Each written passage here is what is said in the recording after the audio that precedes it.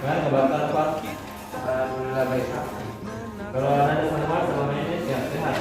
Alhamdulillah. Pernah selama 1 tahun lebih, mungkin setahun lebih, yang kalau kelas nanti, sudah setahun lagi saya kawan pernah pergian jauh-jauh, ada pernah di provinsi. Bali. Bola. Bola.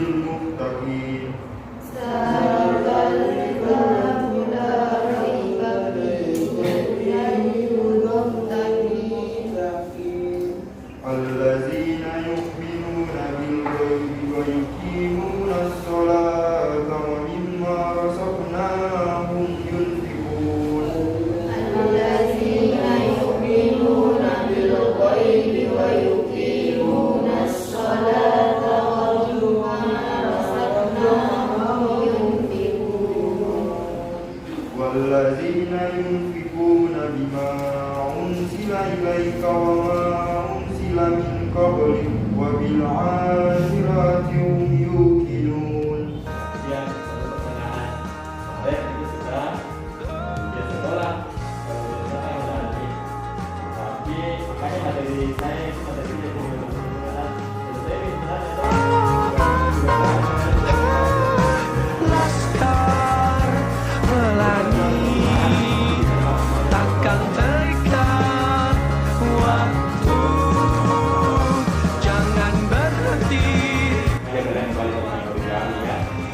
Baca literaturnya itu origami itu populer di Jepang tapi diciptakan di Tiongkok.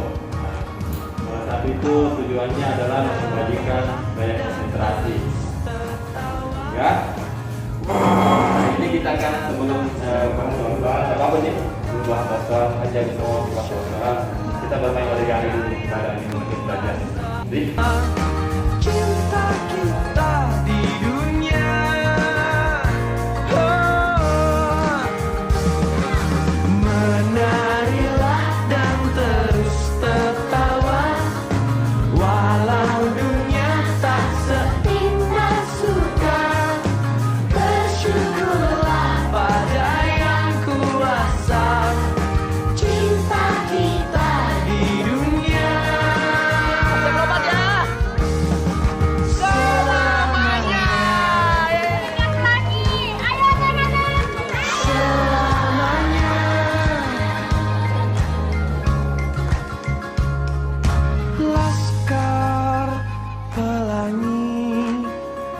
Takkan terikat waktu.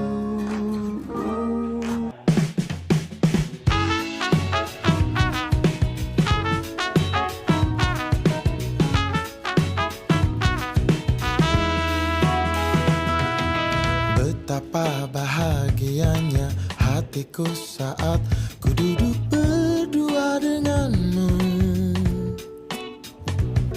berjalan bersamamu, menarilah denganku. Namun bila hari ini adalah yang terakhir, namun ku tetap bahagia. Selalu ku syukuri, begitulah adanya.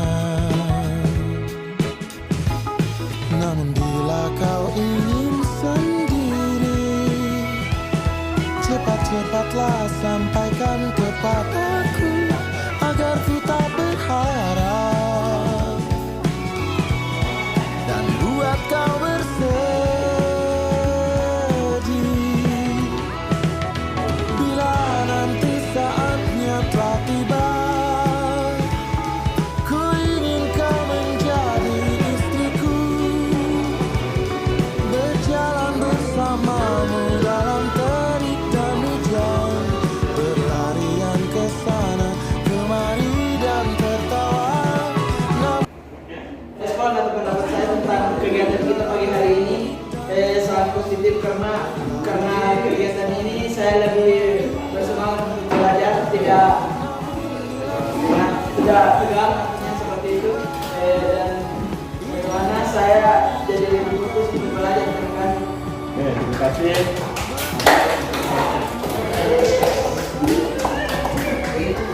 Pendapat saya untuk kegiatan hari ini yaitu kita lebih fokus sebelum melakukan pembelajaran. Perasaan saya lebih senang karena saya tidak tenang. Terima kasih. Terima kasih dari teman-temannya.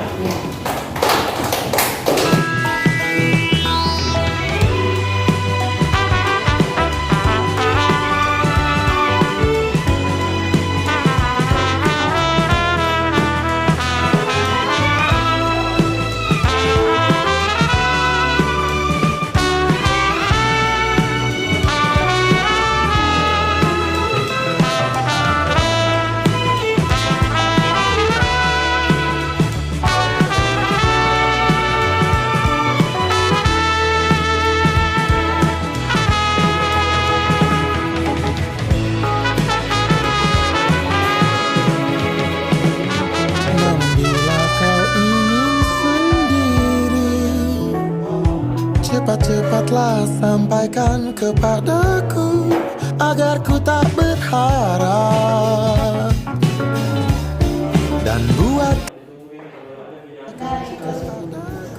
Nah, perhatikan ini ya. Jadi, peluang itu nilainya dari 0 sampai 1. Jadi, dari 0 sampai 1. Kalau pasti terjadi nilainya 1. Apa rumusnya? Apa? Bx dengan berapa? Hah? Kombinasi R di sini dan di sini. Oh, apa? Boleh saya pakai R ya. X ending kali perluan X kali perluan Y. Y itu 1 kurang X nih. Nah, oke. Sekarang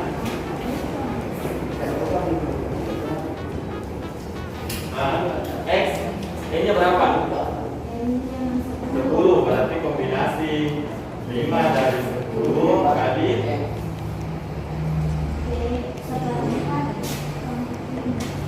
ya. Keduanya 1/4 kali 5 ya. 1/4 dapat itu dari. Nah, sekarang saya mau ingatkan kalian untuk tetap mengerjakan tugasnya, tugas 4 ya. Di kelas sebelumnya di upload, walaupun terlambat silakan menyesuaikan ya, menyesuaikan. Kalau misalnya mau pakai Bisa nggak offline Pak?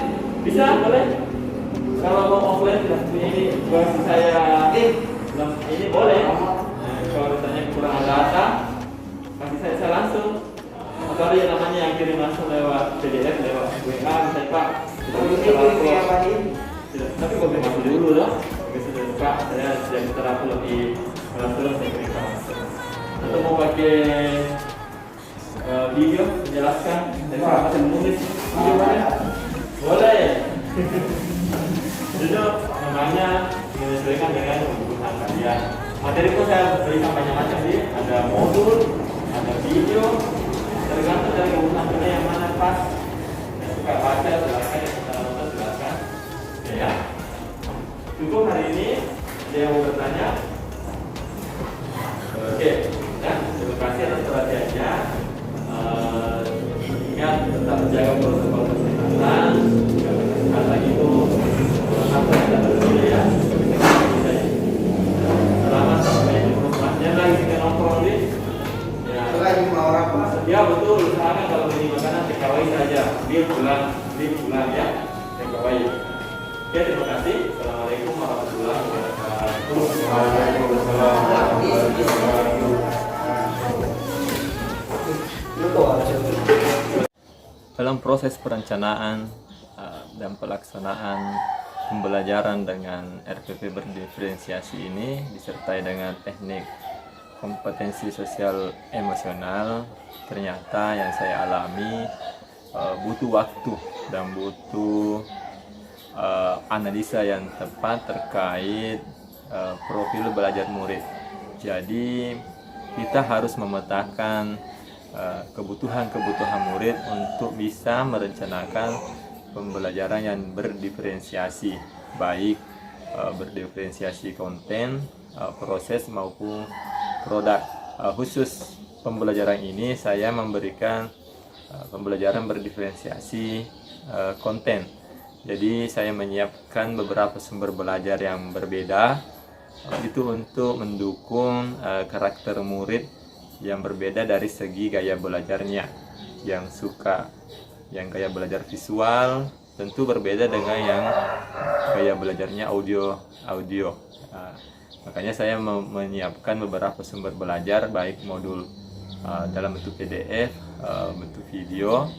Begitupun nanti ketika tagihan, saya memberikan kebebasan bagi mereka untuk menyelesaikan tagihannya terkait dengan produk yang mereka inginkan. Misalnya ada yang mengumpul tugasnya dalam bentuk tulis, ada yang bentuk video, ataupun bisa juga dalam bentuk rekaman suara atau voice note ya, sehingga ini memudahkan murid dalam menyesuaikan dengan potensi yang dia miliki.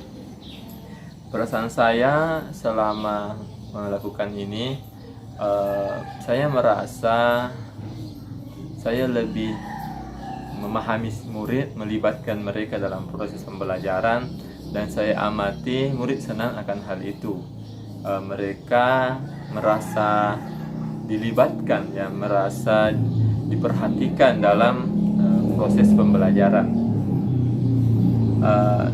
Apa yang saya lakukan ini, apa yang telah proses pembelajaran yang terlaksana ini tentu masih banyak memiliki kekurangan-kekurangan yang harus diperbaiki. Saya seperti itu setiap mengajar selalu mencatat atau memproyeksikan kira-kira rencana perbaikan berikutnya yang mana. Nah, dalam pembelajaran ini saya memiliki rencana tindak lanjut untuk mengembangkan pembelajaran sosial emosional untuk kompetensi yang lain. Kalau pada pembelajaran ini saya mengembangkan kompetensi kesadaran diri melalui literasi Quran sebelum pembelajaran, kemudian kompetensi pengendalian diri melalui origami 5 menit. Nah, berikutnya saya ingin menyentuh kompetensi kesadaran sosial, bagaimana mereka lebih peka terhadap lingkungan sekitar. Kemudian kompetensi keterampilan berhubungan sosial terkait dengan pengambilan keputusan yang bertanggung jawab. Ini masih menjadi proses berpikir saya, bagaimana menciptakan proses pembelajaran untuk meningkatkan kompetensi tersebut. Di samping itu, pembelajaran berdiferensiasi dari segi proses. Memang dalam masa pandemi ini, pertemuan tatap muka yang sangat terbatas menyulitkan saya untuk merancang proses yang berbeda untuk setiap kebutuhan murid. Dalam proses tatap muka di sekolah, guru, siswa harus mengikuti protokol kesehatan yang ketat, seperti misalnya pembelajaran kooperatif, siswa berkelompok itu tidak bisa dilakukan untuk sementara. Guru pun sangat terbatas dalam berinteraksi dengan murid. Mudah-mudahan nanti ketika situasi kondisi sudah normal, maka pembelajaran berdiferensiasi proses ini lebih bisa dikembangkan lagi. Bagaimana model pembelajarannya di kelas. Kemudian saya ingin memiliki data profil murid yang lebih lengkap, ya. Kalau selama ini data tentang murid itu masih terbatas, mungkin nanti saya membuat instrumen atau berbincang langsung bagaimana memahami atau mengetahui profil belajar murid lebih lengkap, dan dengan data itulah saya bisa merancang pembelajaran berdiferensiasi baik konten, produk ataupun proses.